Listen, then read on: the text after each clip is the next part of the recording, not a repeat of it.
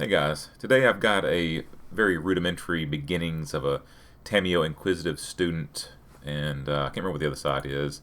Tamiyo Seasoned Scholar build out of the new Modern Horizons 3 um, expansion, or I don't know what they're called anymore. There's just the release here in a few weeks, and really like this commander.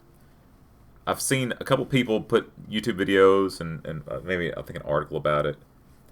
And I haven't seen anybody with this take yet, but my idea with this is basically threefold. It's a landfall, proliferate, and card draw. That's what everybody's talking about.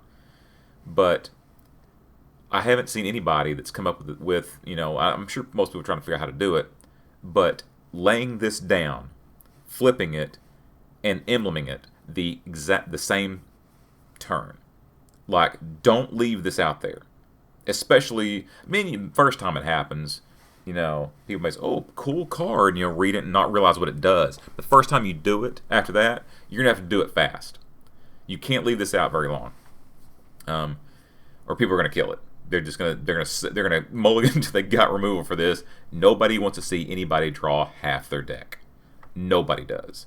If I drew half my deck, yeah, it'd be awesome. And that's why I'm building it, because I want to draw half my deck. But it's not, I don't think this deck is overpowering. It can be, if it's allowed to develop more. But if you have half your deck, you have options. So, first of all, landfall. So, I know there's only 3 cards in this landfall, but they're kind of sprinkled out. I'm not really sure why Architect does this sometimes, because Tatiyo of Benthic Druid is a landfall card, but it's put under draw. So, it's just, it's one of those things. There's other landfall cards around here, but Tatiyovas and Rampaging Baloths, Scoot Swarm, and Tatiyova Steward of the Tides. They're probably the main 4. There are others that we're looking at. This is also a proliferate deck. You want to be able to, once you drop Tamiyo, you want to be able to, because she starts out at 2. At 2 loyalty. Now, I'm talking about turn 6 or 7 when you've ramped, and then we have a pretty big ramp package here. If I can find it, where is it? Ramp over here. Okay, our ramp package is this is it. We got armored. We got some mana dorks. We also have some cultivates and farseeks and stuff like that. I'm gonna put in a wall growth. I'll put wall growth in. Yeah. Tireless provisioner. We're trying to escape shift, reshape the earth. We're trying to get a bunch of lands on the battlefield so we can facilitate this. But it's going to require us to have other cards. We want to have proliferate. I would like these. There's 2 cards from the new Fallout. Radstorm's new. Inexorable Tide is not. It's an old card, but they just reprinted it. Whenever you cast a spell, proliferate.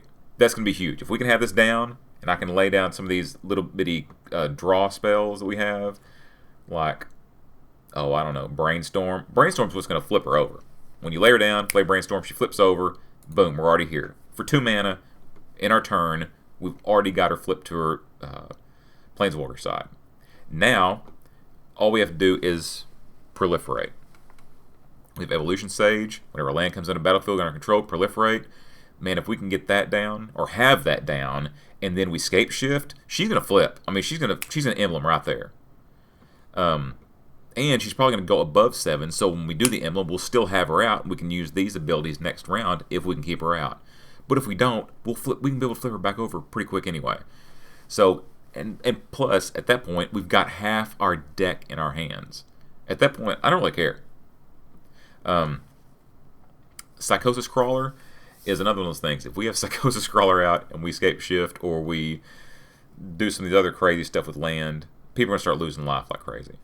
Whenever you draw a card, each opponent loses 1 life. If Psychosis Crawler is out, we have a round where we can lay Tamiyo down, flip her, and get her emblem. The game's probably pretty much over at that point.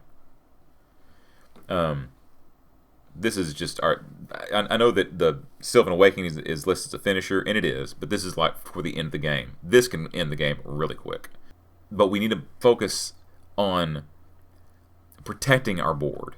We have a counterspell to keep up from board wipes, but we also want to have our own board wipes. And of course, we're in green and blue, so we don't have any really good board wipes. So, so what we have basically is Heroic Intervention to protect everything, Obscuring Haze, stop any kind of attack, shenanigans, propaganda to kind of slow them down on our attacks. Tamiyo Safekeeping to just protect one thing. Tidal Barracuda, this is a big one. When we do our Tamiyo thing, it would be really nice if our opponents couldn't play spells during our turn. That would be great. And plus, it's really nice for us if we can cast spells during their turns. Anything, but they can cast spells during the other player's turn, but not ours. That is huge. We also have an Overcharged Amalgam, another level of protection. We can exploit a creature, probably have some Togas laying around. We can counter target spell. Evacuation. This just bounces. Return all creatures with owner's hands. Once we do what we're going to do, I really don't care. If I got 40 cards in my hand, and if we have to evacuate, no problem. I'll just rebuild my board. It's fine. Plus, if we have a bunch of lands on the board, and we think, oh man, I've almost got all my lands on the board. Okay, we just Scapeshift and destroy them all, and go back, well, I don't have anything, and now all of a sudden we can Splendid Reclamation and bring them all right back.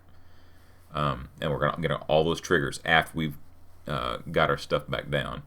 Don't Scapeshift till after you've got all your stuff down, because you want to get the triggers. We also have some token generation for when we play instants and sorceries. I think in this deck right now we have about 20 to 25 instants and sorceries. And some of these things like Sharp Typhoon are like non-creature spells. So we're definitely almost probably 25 to 30 in that. Jolrael is when we draw our second card. Howling Moon is whenever our opponents cast their second spell each turn, we create a 2/2 green wolf token creature. Past 2 or 3 or 4, 3 or 4 or 5 rounds, this is going to be happening a lot. And the moon part really jives with Tamiyo being a, moon folk. So I kind of like that. Chasm Skulker, this is going to make token generations. Elandra Skydreamer, when you draw your second card, create a 2/2 blue Drake token. Probably not be drawing except a few times enough to make this deal with your 5th creature token. But, who knows. Frozen Aether, just to slow them down a little bit. Again, this proliferate, it's in here. We really need to get Tamiyo down. This is my main thing. We got to have token generation, protect our board, and we got to slow everybody down. I mean, this is Simic, after all. We can do that. And we got to finish, like we said. Psychosis Crawler, Sylvan Awakening, these things. We have abundance in here because we also have. Where is it? It's I got to put everything together for just creatures and stuff because I can't find it now. Where is it? It's Cultivator Colossus. Abundance and Cultivator Colossus are a combo. If Abundance is on the board and you have Cultivator Colossus and 1 land in your hand, lay Cultivator Colossus. If you don't, and once Cultivator Colossus comes down and it's not countered, lay your land. You're going to be able to draw another card. When you draw a card, you say land or non-land. You're going to say land. You draw off the top till you get a land. Lay it on the battlefield. Do it again. You just say land every time, and you're going to put every one of your lands on the battlefield. So all your lands are going to be on the battlefield at that point. At that point, Reshape the Earth is kind of a wasted card. But at that point, who cares? You got all your lands. That is the goal of that combo. And if you've got Rampaging Baloths down, and you got a way to protect them until your next turn, you pretty much win the game. So this deck can go a lot of different ways. I didn't want to have like just a straight landfall theme. I wanted to be able to do the proliferate, token generation, control, have my finishers that are really dependent on card draw and one's on card draw and one's on land. But this is a really interesting commander. I saw some videos today where they were kind of ranking all the commanders from the new Modern Horizons 3 set. And they put Tamiyo on like C, mid-level. Yeah, for what she does, she's not like a world destroyer. But drawing half your hand ain't nothing to sneeze at. Once we get her emblem, the deck you can try to build a deck to get it to that point, and then after that you can do whatever you want. Binathasa controls when your opponent's attack, gets you card draw whenever you hit, and if they're all tapped out to attack you because you've made them have to attack, you're going to get through. Defile of Vigor, when you cast a green permanent spell, I'll put a +1/+1 counter on each creature you control. That gets out of hand so fast. So fast.